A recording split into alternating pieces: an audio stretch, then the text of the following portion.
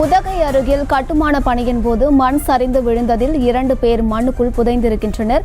மீட்பு பணியில் தீயணைப்புத் துறையினர் தீவிரம் காட்டி வருகிறார்கள். அது தொடர்பான அண்மை செய்திகளை பார்த்து வருகிறோம். மேலும் விவரங்களை கொடுப்பதற்காக செய்தியாளர் அனிஷ் இணைப்பில் இருக்கிறார். பேசலாம். அனிஷ், என்ன நடந்தது? முழு விவரங்கள். அம்ருத், வணக்கம்.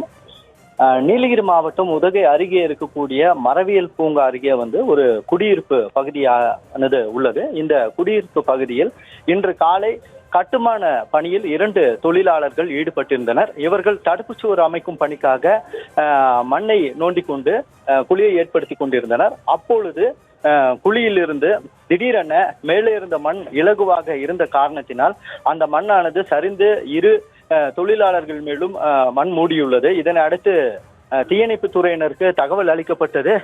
மேலும் தீயணைப்பு துறையினர் மட்டுமல்லாமல் காவல்துறையினரும் இங்கு மீட்பு பணியில் ஈடுபட்டனர். இதனைத் தொடர்ந்து சுமார் 45 மணி நேர போராட்டத்திற்கு பிறகு தற்பொழுது ஒருவர் உயிருடன் மீட்கப்பட்டுள்ளார்.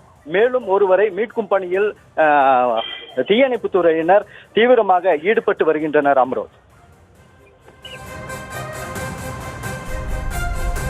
தற்போதைய விவரங்களுக்கு நன்றி அனிஷ். செய்திகளை உடனுக்குடனும் துல்லியமாகவும் தெரிந்து கொள்ள சப்ஸ்கிரைப் பண்ணுங்க.